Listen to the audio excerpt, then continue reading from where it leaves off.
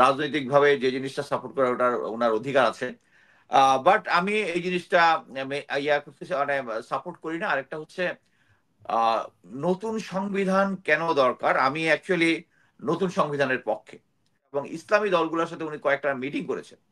তাদের main plan ছিল হচ্ছে ইসলামী দলগুলো এবং ছাত্রদের যে দলটা হবে এটা দিয়ে তারা পরবর্তীতে নির্বাচনে তারাই ক্ষমতায় যাবে এবং বিএনপি তারা চলে ফেলে দিবে হচ্ছে আহ, বিরোধী দলের ইয়াতে।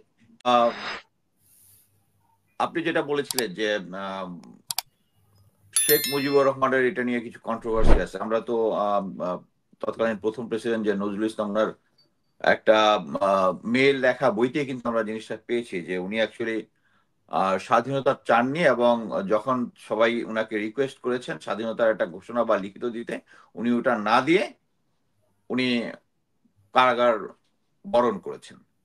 সো এখানে কোনো কন্ট্রোভার্সির কোনো কিছু নাই।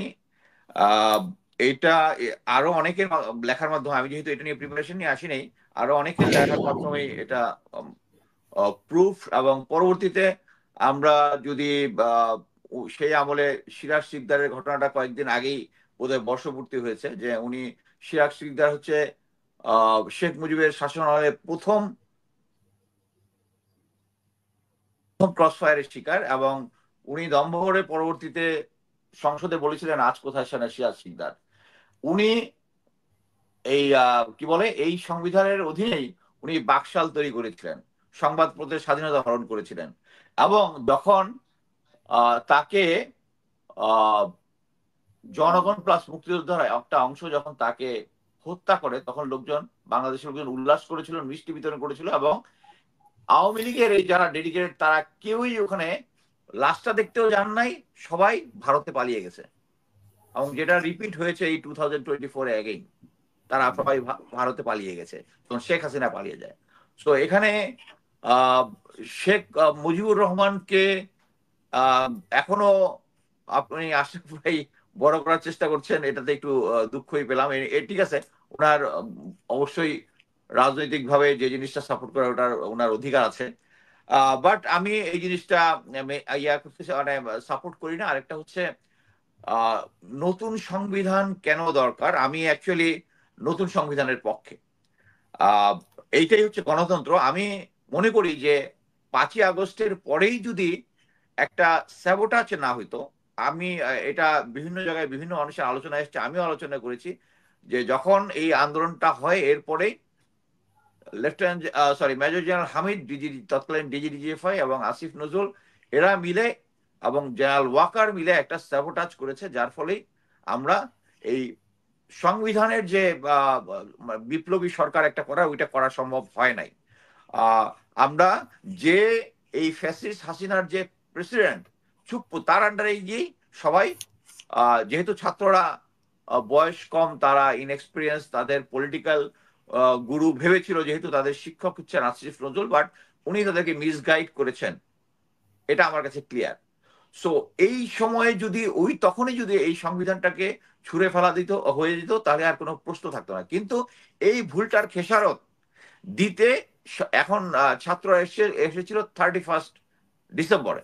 কিন্তু এর মধ্যে যেটা হয়, পলিটিক্যাল গ্রাউন্ড সবসময় আপস অ্যান্ড ডাউনের মধ্যে থাকে।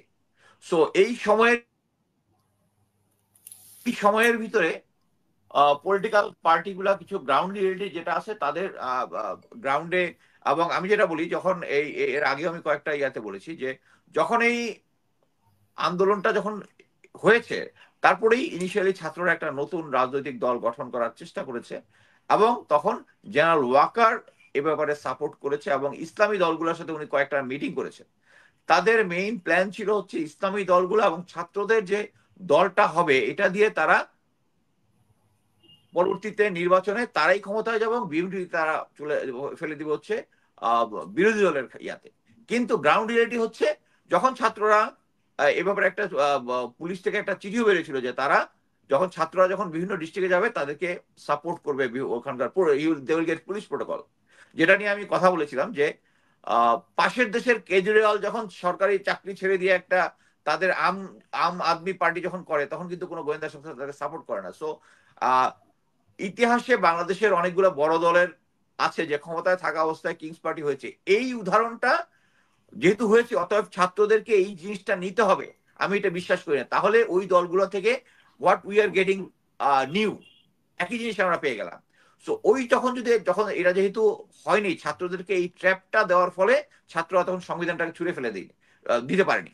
এবং বর্তমানে এই রিয়েলিটিটা যখন তারা বুঝতে পেরেছে, তখন যখন 31 এসেছে, তখন অন্যান্য রাজনৈতিক দলগুলা এখানে স্টেক হোল্ডার হিসেবে হাজির হয়েছে।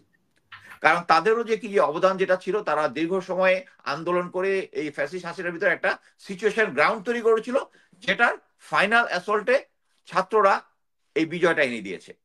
সো আমি মনে করি যে এই বর্তমান গ্রাউন্ড রিয়েলিটিতে সরকার যেটা ডিসিশনটা নিয়েছে, যে সবগুলো রাজনৈতিক দলের মতামত এই মুহূর্তে নিতে হবে, otherwise there will be chaos. আমি ছাত্রদেরকে বলবো যে বর্তমান এই যে নতুন একটা সংবিধান হতে হবে, এই ইয়াটা 15 তারিখের মধ্যে, যেটা এটা এখন সমস্ত রাজনৈতিক দলের মতামতের ভিত্তিতে হইতে হবে। সরকার যেটা করেছে, একটা কেওয়াসকে কন্ট্রোল করেছে। মানে এটা হচ্ছে ছাত্রদের ইনিশিয়ালি একটা ভুলের খেসারত। সো আমি মনে করি যে বর্তমানে এই সংবিধানকে যদি সবাই ঐক্যমত্যের ভিত্তিতে ছুঁড়ে ফেলে দিয়ে নতুন ভাবে লেখে, আমি সংবিধান বিশেষজ্ঞ নই, কিন্তু আমি যে জিনিসটা বুঝি, যে জিনিসটা হচ্ছে জেনারেল ওয়াকারও কয়েকদিন আগে বলেছে ইয়ার প্রথম আলোর ইয়াতে, যে প্রেসিডেন্ট এবং প্রধানমন্ত্রীর এর মধ্যে একটা ভারসাম্য আনতে হবে, এটা একটা পয়েন্ট। তারপরে হচ্ছে আমাদের সংবিধানে অ্যাকচুয়ালি প্রধানমন্ত্রীর ক্ষমতাটা, আমি বিভিন্ন জায়গা থেকে যে সমস্ত তথ্য উপাত্ত পেয়েছি, তাতে এটা হচ্ছে একতরফা।